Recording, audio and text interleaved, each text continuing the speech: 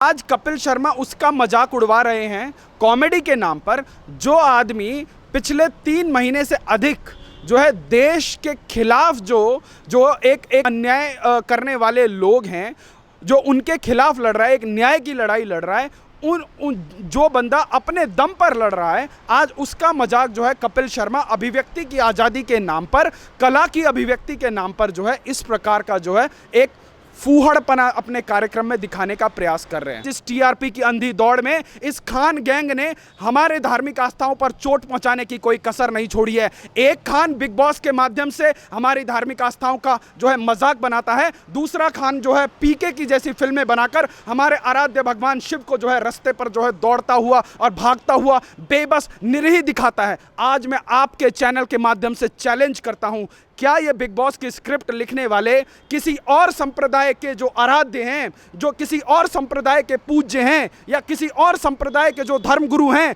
उन लोगों को बिठाकर इस प्रकार का फूहड़पना दिखा सकते हैं? तो महानायक जी, जो देश की जनता ने इज्जत बख्शी है, उस इज्जत को बरकरार रखिए, वरना इस उम्र में ये देश की जनता आज इतनी इक्विप्ड हो गई है कि आज सबके काले कारनामे जो है सोशल मीडिया पर जितनी थू-थू और छी-छी हो रही है, ये बुढ़ापे में अच्छा नहीं लगता। सर, कपिल शर्मा के शो में जिस तरीके से उनकी नकल की जाती है अर्नब गोस्वामी की, तो उसको लेकर भी लोगों ने कहा है कि इसका बाइकॉट होना चाहिए, जो एजेंडा चलाया जा रहा है, और इसी तरीके की बात लोग बिग बॉस को लेकर कर रहे हैं। देखिए, ये बॉलीवुड कितना खोखला है, इसके तमाम उदाहरण मैं आज आपको दे सकता हूँ। पहला उदाहरण आपने कपिल शर्मा का दिया कि आज कपिल शर्मा उसका मजाक उड़वा रहे हैं कॉमेडी के नाम पर। जो आदमी पिछले 3 महीने से अधिक जो है देश के खिलाफ जो एक अन्याय करने वाले लोग हैं, जो उनके खिलाफ लड़ रहा है, एक न्याय की लड़ाई लड़ रहा है, जो बंदा अपने दम पर लड़ रहा है, आज उसका मजाक जो है कपिल शर्मा अभिव्यक्ति की आज़ादी के नाम पर, कला की अभिव्यक्ति के नाम पर जो है इस प्रकार का जो है एक फूहड़पना अपने कार्यक्रम में दिखाने का प्रयास कर रहे हैं। दूसरा, बिग बॉस है क्या?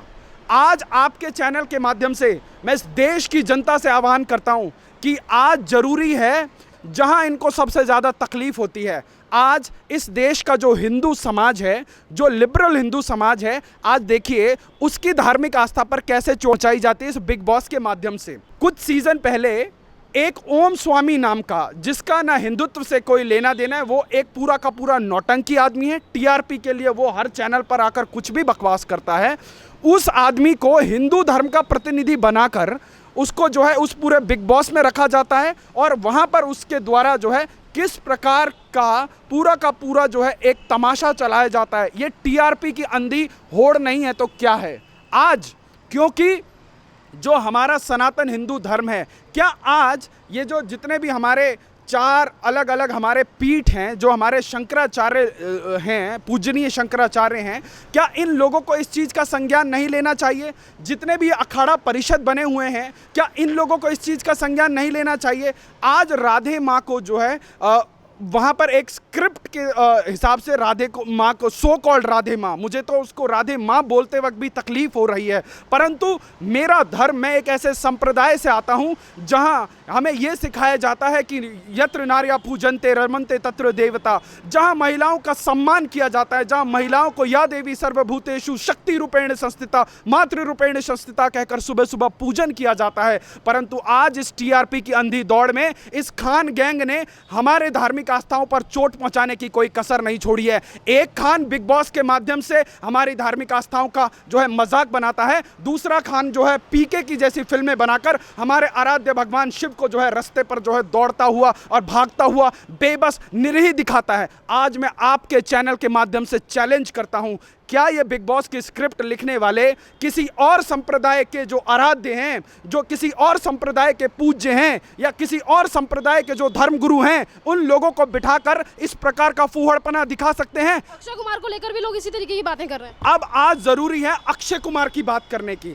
आपकी जानकारी के लिए एक ब्रेकिंग न्यूज़ देता हूं। अक्षय कुमार की बीवी और देश की नंबर 1 जो है वामपंथी लिटरेट आदरणीय ट्विंकल खन्ना जी जो है मलाला यूसुफजई से मिलने जा रही हैं। क्यों मिलने जा रही हैं? क्यों? ट्विंकल खन्ना को वामपंथियों को खुश करना है और अक्षय कुमार को जो है साल में 4 राष्ट्रवादी विषयों पर फिल्में बनाकर इस देश का राष्ट्रवादी तो बेवकूफ है, आपको कंधे पर बिठाकर जो है नाचता रहेगा। आप साल में 1000 करोड़ की फिल्में करिए, आप अपना बैंक बैलेंस बढ़ाइए और आपकी बीवी जो है वामपंथियों को खुश करेंगी, आप राष्ट्रवादियों के आंख में धूल झोंकते रहिए और आपका बिजनेस इसी प्रकार से फ्लरिश करता रहेगा।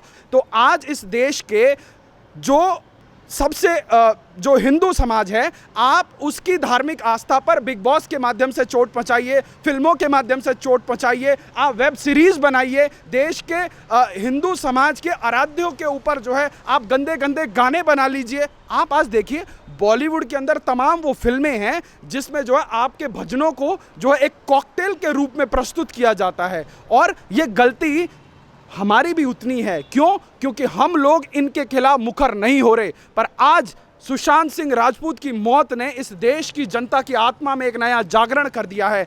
चाहे वो बिग बॉस हो, बिग बॉस के अंदर सवाल क्या पूछा जा रहा है पता है आपको? एक आवाज़ सुनाई जा रही है और उसके बाद पूछा जा रहा है ये कौन से युवा नेता की आवाज़ है, और वो 4 ऑप्शन सुनेंगी तो आप हिल जाएंगी। वो अंतर्राष्ट्रीय लेवल के युवा नेता है। कौन है? हार्दिक पटेल, कन्हैया कुमार, उमर खालिद, जिग्नेश मेवाणी।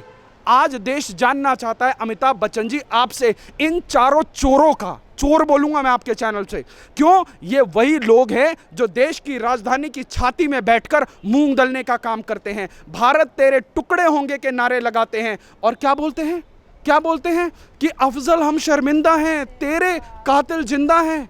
और क्या बोलते हैं कि अफजल तेरे अरमानों को हम जो है अंजाम तक पहुंचाएंगे। अफजल के क्या अरमान थे और किस जो है आप अंजाम तक पहुंचाना चाहते हो? मैं आपको दावे के साथ कहता हूं, यदि ये देश भारत नहीं होता, कोई और देश होता, तो ऐसे लोगों को चौराहे पर उल्टा खड़ा करके, परंतु आज जिस बिग बॉस के महानायक को जरा से दस्त लगने पर इस देश की जनता जो है ओम जय जगदीश हरे करके उनके स्वास्थ्य की कामना करते हैं, वो आज वामपंथियों का एजेंडा चलाते हैं। ये क्या पैसे और जो है एक नेम फेम की हवस नहीं है तो क्या है? आज आपकी उम्र क्या हो चली है? देश की जनता ने आपको भगवान की तरह पूजा, आपको महानायक की तरह पूजा, पर आपके मुंह में दही जमी जब इंडस्ट्री के अंदर एक लड़की का कत्ल कर दिया गया जो आपकी बहू की मैनेजर थी। आप चुप रहे।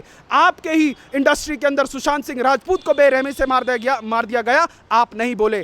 आज आपका परिवार और आपकी बीवी कब बोलते हैं? जब आपको लगता है कि इस ड्रग की आंच की जांच कहीं ना कहीं आपके क्लोज सर्किट के लोगों तक जो है पहुंच सकती है। आज आपकी बिटिया की फोटोज जो है, आपकी बिटिया की वीडियोस जो है वायरल हो रही हैं कि कैसे वो नशे की हालत में लोगों के कंधों पर जो है लड़खड़ाती हुई जा रही हैं। तो महानायक जी, जो देश की जनता ने इज्जत बख्शी है, उस इज्जत को बरकरार रखिए, वरना इस उम्र में ये देश की जनता आज इतनी इक्विप्ड हो गई है कि आज सबके काले कारनामे जो है सोशल मीडिया पर जितनी थू और छीछी हो रही है, ये बुढ़ापे में अच्छा नहीं लगता। सर एक लास्ट क्वेश्चन, अभी हमने सुशांत सिंह राजपूत को लेकर मुद्दा शुरू किया था, मैं सुशांत सिंह राजपूत पे फिर से आऊंगी। सुशांत सिंह राजपूत को न्याय दिलाने के लिए, जिस तरीके से मुहिम को तोड़ने के लिए और जो लोगों का साहस तोड़ने के लिए जो एक एजेंडा चलाया गया है, एम्स के सुधीर गुप्ता कह लीजिए या फिर ये एम्स की टीम कह लीजिए, तो ये लोगों का जो विश्वास तोड़ने की बात की गई है, इसके लिए लोगों के लिए क्या संदेश देना चाहोगे? देखिए, मैं आज देश के लोगों को आपके चैनल के माध्यम से एक ही संदेश देना चाहूँगा, क्योंकि 14 तारीख को जब ये न्यूज़ चैनलों पर ब्रेक हुई कि सुशांत की जो है मौत हो गई है, 15 तारीख को देश में इस विषय पर सबसे पहले इस मुद्दे को उठाने वाले आप और बोलने वाला मैं था, और इस मुद्दे को देश की जनता ने इतना भरपूर समर्थन दिया और आप लोगों ने बिना डरे, बिना झुके, बिना रुके जो है आज तक जो है हम आप लोग इस मुद्दे पर बने हुए हैं। पर मैं आपके चैनल के माध्यम से सभी दर्शकों को एक ही अनुरोध करना चाहूँगा कि इस केस में कितना बड़ा गैंग हो, कितना बड़ा माफिया हो, कितना बड़ा ड्रग का सिंडिकेट हो, उनके पास कितनी मर्जी पैसों की पावर हो, जनता के पावर के आगे सबको झुकना पड़ेगा। चाहे वो महाराष्ट्र की सरकार हो, चाहे वो केंद्र की एजेंसीज हो, इन लोगों को किसी भी हालत में झुकना पड़ेगा। और जनता की ताकत से मजबूत किसी की ताकत नहीं होती। आज ये लोग आपको, हमको बरगलाने के लिए, हमारे मनोबलों को तोड़ने के लिए ये लोग हर प्रकार से जो है नए नए प्रोपेगेंडा चला रहे हैं। आज जो है इस देश का भेड़ मीडिया, इस देश का वल्चर मीडिया जो दिशा सालियान की मौत पर कुछ नहीं बोला, इस देश के वो राजनीतिक गिद्ध जो दिशा सालियान की मौत पर कुछ नहीं बोले, आज वो लोग हाथरस पर राजनीति कर रहे हैं और हाथरस की सच्चाई आज देश के सामने आ गई है। तो देश की जनता बहुत ही पेशेंस के साथ जो है इस पूरे के पूरे प्रकरण में जो है देख रही है कि देश की एजेंसियां क्या कर रही हैं, और इस देश की जनता को जो है देश के नेतृत्व पर पूरा का पूरा भरोसा है। और भरोसे के साथ दोबारा चेतावनी भी ये देश की जनता जो है इस देश की केंद्र सरकार को देना चाहती है कि हमें सिर्फ आप पर भरोसा है और आप हमारे भरोसे को बनाए रखिएगा, क्योंकि यदि आज एक साधारण परिवार के बेटे के साथ अन्याय हुआ है और जिस प्रकार से ये देश की 100 करोड़ से अधिक आबादी इस मुद्दे पर खड़ी हुई है, यदि उस बेटे को और उस बेटी को न्याय नहीं मिला तो कोई परिवार जो है दोबारा जो है इस प्रकार से जो है अन्याय के खिलाफ जो है उठ खड़ा नहीं होगा। किसी भी साधारण परिवार से जो है बॉलीवुड के अंदर जाने की कोई ज़रूरत नहीं करेगा। लोगों के सपने आंखों में ही मर जाएंगे, लोगों के सपने, लोगों के अरमानों का गला घुट जाएगा। वो लोग जो है अपने ही शहरों तक सीमित हो जाएंगे। और जिस बॉलीवुड की चकाचौंध में आज ये जो मुंबई जो झिलमिल हो रहा था, वहाँ पर आज नहीं तो कल अंधेरा हो जाएगा। तो देश के प्रधानमंत्री से मेरी आपके चैनल के माध्यम से अपील है कि ये जो भी राजनीति हो रही है और जो देश की जनता जो है चाहती है, देश की जनता कुछ भी नहीं चाहती, देश की जनता सिर्फ इतना चाहती है कि जो दिशा सालियान के हत्यारे थे, जो सुशांत सिंह राजपूत के हत्यारे थे, उनको कड़ी से कड़ी सजा मिलनी चाहिए। और ये जो बॉलीवुड के दरिंदे हैं, जो हमारी धार्मिक आस्थाओं को चोट पहुंचाते हैं, जो हमारी जो है वैचारिक जो हमारी आज़ादी है उसको कंट्रोल करने का प्रयास करते हैं, जो अपने फिल्मों के माध्यम से एजेंडा चलाते हैं, उनको एक कड़ा संदेश देना जाना चाहिए कि अब तुम्हारे दिन लद गए हैं, तुम जनता से हो ना कि जनता तुमसे है। और स्वागत है आपका हमारे चैनल प्यारा हिंदुस्तान पे। और आज हमारे साथ हैं वेद शर्मा सर। आज तक सभी को सुधीर गुप्ता और एम्स की रिपोर्ट से सभी को उम्मीदें थी कि ये लोग कुछ ना कुछ सच्चाई बताएंगे, क्योंकि यही सुधीर गुप्ता हैं जिन्होंने ये कहा था कि अच्छी तरीके से एंगल की जांच नहीं हो रही। और एम्स की टीम ही है जो महाराष्ट्र पहुंची थी और कूपर के हॉस्पिटल के जो डॉक्टर हैं उनसे पूछताछ कर रही थी। तमाम लोगों की जो उम्मीद थी और उस पर जिस तरीके से पानी फेरने की कोशिश की गई है सुधीर गुप्ता की तरफ से, तो इसी पर हम वेद शर्मा सर से बात करेंगे। सर, आज तक जो सुधीर गुप्ता ये कह रहे थे कि ये आत्महत्या है और आज वो अचानक से ये कहते हैं कि ये हत्या है, तो ये यूटर्न जो हुआ है इसके लिए क्या कहना चाहते हो? देखिए, आज ये पूरा का पूरा जो सुशांत सिंह राजपूत का प्रकरण है एक ऐसे मोड़ पर आकर खड़ा हो गया है कि कहीं ना कहीं ऐसा प्रतीत होता है कि देश में जो करोड़ों लोग हैं, जो करोड़ों लोगों की संवेदनाएं इस पूरे के पूरे प्रकरण में थी, जो लोग अपने घरों के अंदर बैठकर एक तरह से डिजिटल वॉरियर की तरह जो है काम कर रहे थे, क्या उन लोगों की भावनाओं की, उन लोगों की जो अपेक्षाएं हैं देश की एजेंसी से, क्या उनकी कोई कद्र है कि नहीं है? अब आज बात करना बहुत ज़रूरी है डॉक्टर गुप्ता और एम्स की रिपोर्ट की। जिस हम पोस्टमार्टम रिपोर्ट की बात कर रहे हैं, जो आधी अधूरी विसरा रिपोर्ट 20%, लगभग 20% आधी अधूरी जो विसरा उन्होंने प्रिजर्व करके रखा था, यदि उसके बेसिस पे ही न्याय हो जाए तो बहुत सारी चीज़ें हैं। और जिस प्रकार से आज रिपब्लिक भारत ने खुलासे किए हैं कि शुरुआत में डॉक्टर साहब का क्या एंगल था और आज अचानक ऐसा क्या हुआ कि डॉक्टर साहब जो है बदल गए, उनके विचार ऑल ऑफ अ सडन बदल गए। देखिए, हम इस प्रोफेशन में रह रहे लोगों का पूरा सम्मान करते हैं, परंतु आज आवश्यकता है कि जहां जो प्रथम दृष्टया जितने भी एविडेंसेस थे, जहां वो मिटा दिए गए, सारे साक्ष्य मिटा दिए गए, जहां विसरा जो है 20% से भी कम आधा अधूरा विसरा प्रिजर्व किया गया, जिस पोस्टमार्टम रिपोर्ट पर बिलीव किया जाना है, उस पोस्टमार्टम रिपोर्ट के अंदर ना मौत के समय का खुलासा है, ना फोटोज़ क्लियर हैं, और वो उसके अंदर पूरा का पूरा झोल झाल है। तो आज ऑल ऑफ अ सडन ऐसी क्या स्थिति आई कि जिस एम्स की रिपोर्ट पर भरोसा किया जाना था, उसी टीम को हेड करने वाले गुप्ता साहब के जो है बयान बदले हुए नज़र आ रहे हैं। जनता है तो जनता आप पर सवाल उठाएगी ही उठाएगी। आज आपके पूरे के पूरे पोर्टफोलियो को खंगाला जा रहा है। आज सोशल मीडिया के ऊपर आपकी कमियों के पर्चे फाड़े जा रहे हैं कि आपने सुनंदा पुष्कर केस में क्या किया, आपने आरुषि तलवार केस में क्या किया? 2009 में यही एम्स की बॉडी ने आपके खिलाफ तमाम जो है आधार बनाकर आपको हटाने के लिए प्रयास किया। 2015 में आपके खिलाफ यही एम्स जो है आपको हटाने के लिए हाई कोर्ट पहुंच गया।